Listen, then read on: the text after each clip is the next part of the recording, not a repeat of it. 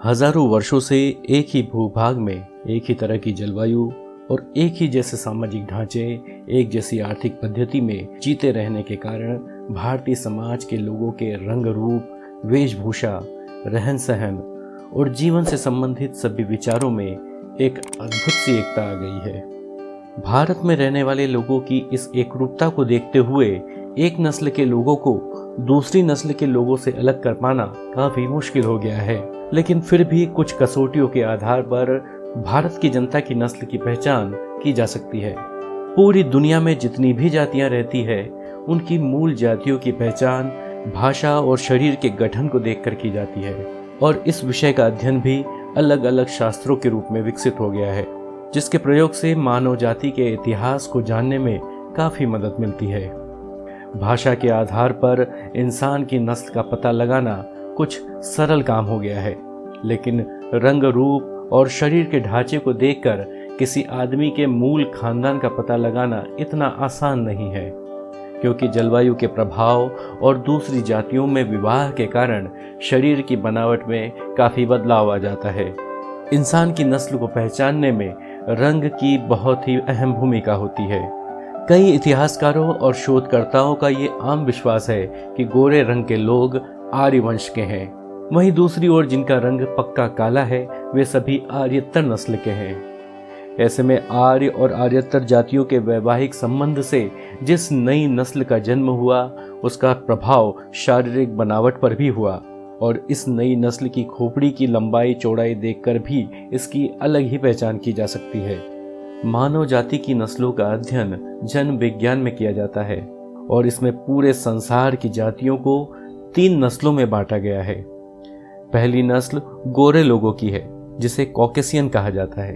वहीं दूसरी नस्ल के वे लोग हैं जिनका रंग पीला होता है, जो मंगोल जाति के हैं। और सबसे आखिर में तीसरी नस्ल उन लोगों की है जिनका रंग काला होता है और जो इथोपियन परिवार के हैं। इस आधार पर कहा जा सकता है कि पूरी दुनिया में बेसिक तौर पर 3 रंगों के लोग पाए जाते हैं। बाकी सभी रंगों के लोग इन्हीं रंगों में से किसी न किसी की कम या ज्यादा छाह लिए हुए हैं और वे अक्सर 2 रंगों के मिश्रण से या जलवायु के परिणाम स्वरूप पैदा हुए हैं। इस सिद्धांत के आधार पर देखा जाए तो भारत की जनता में इन तीनों ही रंगों के लोग मौजूद हैं। कलर थ्योरी के आधार पर भारत की जनता पूरे विश्व में अद्भुत मानी जाती है, क्योंकि यहाँ जिस रंग के लोग पाए जाते हैं वैसे पूरी दुनिया में कहीं नहीं मिलते हैं। ये तो हुई रंग की बात, लेकिन भारत की जनसंख्या में 4 अन्य श्रेणी के लोग भी मिलते हैं, जिन्हें छोटे कद, काले रंग, छोटी नाक और घुंघराले बाल के आधार पर पहचाना जाता है। भारत में इस नस्ल के लोग जंगलों में बसते हैं। आधुनिक इतिहासकारों का भी मानना है कि ये लोग उन आदिवासियों की संतान हैं जो आर्यों और द्रविड़ों के आने से पहले भारत में बसे थे या हजारों सालों से यहीं रहते आ रहे थे।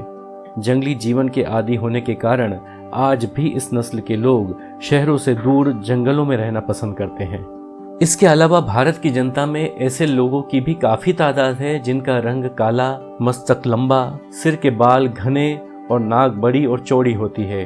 रंग और कद के मामले में आदिवासी लोगों से इनकी थोड़ी समानता पाई जाती है, किंतु ये उनसे बिल्कुल अलग है। विंध्य पर्वत के नीचे सारे दक्षिण भारत में इन्हीं लोगों की प्रधानता है।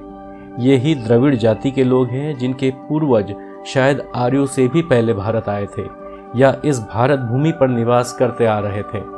इस नस्ल के लोगों ने ही भारत में सबसे पहले नगर सभ्यता की नींव डाली थी।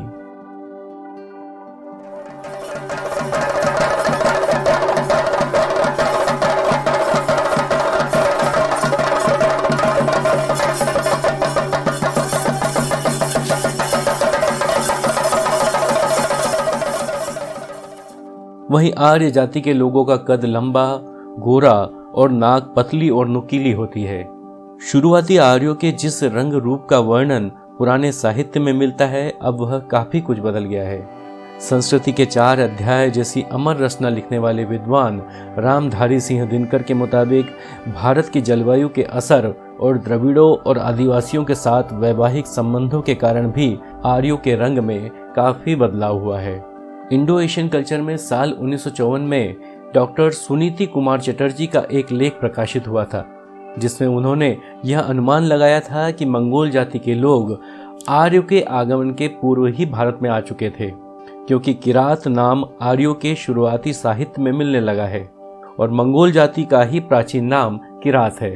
इस आधार पर इतिहासकारों की राय है कि भारत की इतनी विशाल जनता की रचना प्राचीन काल में आर्य, द्रविड़, आदिवासी और मंगोल जैसी 4 जातियों को लेकर ही हुई है। आज हम असल में जिन्हें आदिवासी कहते हैं वे नीग्रो और ऑस्ट्रिक जातियों के लोग हैं जो द्रविड़ों से पूर्व भारत में आई होगी।